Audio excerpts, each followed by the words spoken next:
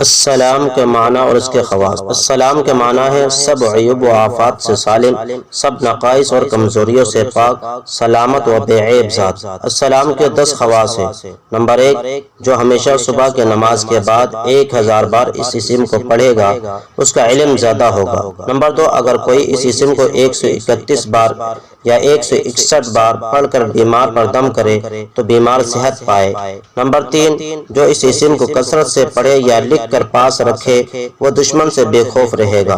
Number 4، بیمار یا خائف اگر 111 بار پڑھ کر دم کرے تو بیماری اور خوف سے محفوظ رہے گا۔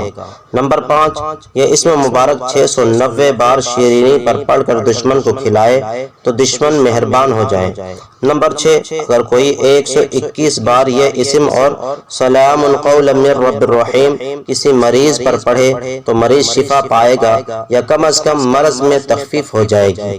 نمبر 7، اگر کوئی شخص مریض کے پاس اس کے سرہانے بیٹھ کر دونوں ہاتھ اٹھا کر یہ اسم 136 بار اتنی بلند آواز سے پڑھے کہ مریض سن لے تو انشاءاللہ اس کو شفا ہوگی۔ نمبر 8، ہر فرض نماز کے بعد 15 مرتبہ اللہم یا سلام وسلم پڑھنا ہر طرح کی سلامتی کے لیے مفید ہے۔